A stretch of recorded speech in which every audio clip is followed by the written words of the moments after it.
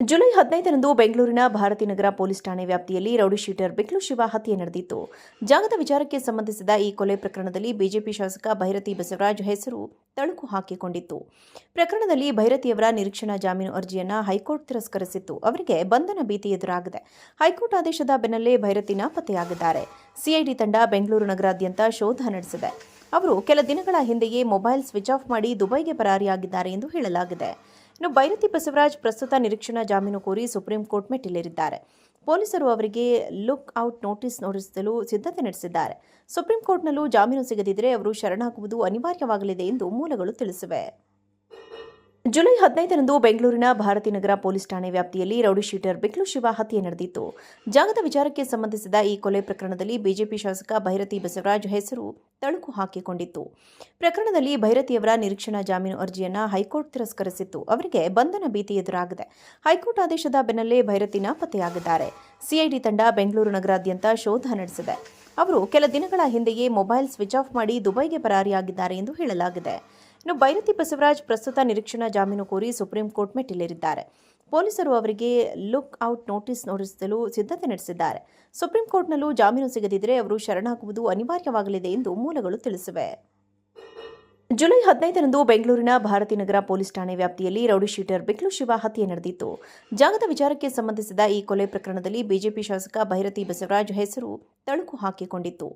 ಪ್ರಕರಣದಲ್ಲಿ ಭೈರತಿಯವರ ನಿರೀಕ್ಷಣಾ ಜಾಮೀನು ಅರ್ಜಿಯನ್ನು ಹೈಕೋರ್ಟ್ ತಿರಸ್ಕರಿಸಿತ್ತು. ಅವರಿಗೆ ಬಂಧನ ಭೀತಿ ಎದುರಾಗಿದೆ. ಹೈಕೋರ್ಟ್ ಆದೇಶದ ಬೆನ್ನಲ್ಲೇ ಭೈರತಿ ನಾಪತ್ತೆಯಾಗಿದ್ದಾರೆ. ಸಿಐಡಿ ತಂಡ ಬೆಂಗಳೂರು ನಗರಾದ್ಯಂತ ಶೋಧ ನಡೆಸಿದೆ. ಅವರು ಕೆಲ ದಿನಗಳ ಹಿಂದೆಯೇ ಮೊಬೈಲ್ ಸ್ವಿಚ್ ಆಫ್ ಮಾಡಿ ದುಬೈಗೆ ಪರಾರಿಯಾಗಿದ್ದಾರೆ ಎಂದು ಹೇಳಲಾಗಿದೆ. ಇನ್ನು ಭೈರತಿ ಬಸವರಾಜ್ ಪ್ರಸ್ತುತ ನಿರೀಕ್ಷಣಾ ಜಾಮೀನು ಕೋರಿ ಸುಪ್ರೀಂ ಕೋರ್ಟ್ ಮೆಟ್ಟಿಲೇರಿದ್ದಾರೆ. ಪೊಲೀಸರು ಅವರಿಗೆ ಲುಕ್ ಔಟ್ ನೋಟಿಸ್ ಹೊರಡಿಸಲು ಸಿದ್ಧತೆ ನಡೆಸಿದ್ದಾರೆ. ಸುಪ್ರೀಂ ಕೋರ್ಟ್ನಲ್ಲೂ ಜಾಮೀನು ಸಿಗದಿದ್ದರೆ ಅವರು ಶರಣಾಗುವುದು ಅನಿವಾರ್ಯವಾಗಲಿದೆ ಎಂದು ಮೂಲಗಳು ತಿಳಿಸಿವೆ. ಜುಲೈ 15ರಂದು ಬೆಂಗಳೂರಿನ ಭಾರತೀನಗರ ಪೊಲೀಸ್ ಠಾಣೆ ವ್ಯಾಪ್ತಿಯಲ್ಲಿ ರೌಡಿ ಶೀಟರ್ ಬಿಕ್ಲು ಶಿವ ಹತ್ಯೆ ನಡೆದಿತ್ತು. ಜಾಗದ ವಿಚಾರಕ್ಕೆ ಸಂಬಂಧಿಸಿದ ಈ ಕೊಲೆ ಪ್ರಕರಣದಲ್ಲಿ ಬಿಜೆಪಿ ಶಾಸಕ ಭೈರತಿ ಬಸವರಾಜ್ ಹೆಸರು ತಳುಕು ಹಾಕಿಕೊಂಡಿತ್ತು. ಪ್ರಕರಣದಲ್ಲಿ ಭೈರತಿಯವರ ನಿರೀಕ್ಷಣಾ ಜಾಮೀನು ಅರ್ಜಿಯನ್ನು ಹೈಕೋರ್ಟ್ ತಿರಸ್ಕರಿಸಿತ್ತು. ಅವರಿಗೆ ಬಂಧನ ಭೀತಿ ಎದುರಾಗಿದೆ. ಹೈಕೋರ್ಟ್ ಆದೇಶದ ಬೆನ್ನಲ್ಲೇ ಭೈರತಿ ನಾಪತ್ತೆಯಾಗಿದ್ದಾರೆ. ಸಿಐಡಿ ತಂಡ ಬೆಂಗಳೂರು ನಗರಾದ್ಯಂತ ಶೋಧ ನಡೆಸಿದೆ. ಅವರು ಕೆಲ ದಿನಗಳ ಹಿಂದೆಯೇ ಮೊಬೈಲ್ ಸ್ವಿಚ್ ಆಫ್ ಮಾಡಿ ದುಬೈಗೆ ಪರಾರಿಯಾಗಿದ್ದಾರೆ ಎಂದು ಹೇಳಲಾಗಿದೆ.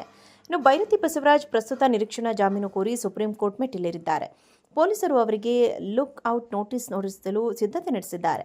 ಸುಪ್ರೀಂ ಕೋರ್ಟ್ನಲ್ಲೂ ಜಾಮೀನು ಸಿಗದಿದ್ದರೆ ಅವರು ಶರಣಾಗುವುದು ಅನಿವಾರ್ಯವಾಗಲಿದೆ ಎಂದು ಮೂಲಗಳು ತಿಳಿಸಿವೆ. ಜುಲೈ 15ರಂದು ಬೆಂಗಳೂರಿನ ಭಾರತೀನಗರ ಪೊಲೀಸ್ ಠಾಣೆ ವ್ಯಾಪ್ತಿಯಲ್ಲಿ ರೌಡಿ ಶೀಟರ್ ಬಿಕ್ಲು ಶಿವ ಹತ್ಯೆ ನಡೆದಿತ್ತು. ಜಾಗದ ವಿಚಾರಕ್ಕೆ ಸಂಬಂಧಿಸಿದ ಈ ಕೊಲೆ ಪ್ರಕರಣದಲ್ಲಿ ಬಿಜೆಪಿ ಶಾಸಕ ಭೈರತಿ ಬಸವರಾಜ್ ಹೆಸರು ತಳುಕು ಹಾಕಿಕೊಂಡಿತ್ತು. ಪ್ರಕರಣದಲ್ಲಿ ಭೈರತಿಯವರ ನಿರೀಕ್ಷಣಾ ಜಾಮೀನು ಅರ್ಜಿಯನ್ನು ಹೈಕೋರ್ಟ್ ತಿರಸ್ಕರಿಸಿತ್ತು. ಅವರಿಗೆ ಬಂಧನ ಭೀತಿ ಎದುರಾಗಿದೆ. ಹೈಕೋರ್ಟ್ ಆದೇಶದ ಬೆನ್ನಲ್ಲೇ ಭೈರತಿ ನಾಪತ್ತೆಯಾಗಿದ್ದಾರೆ.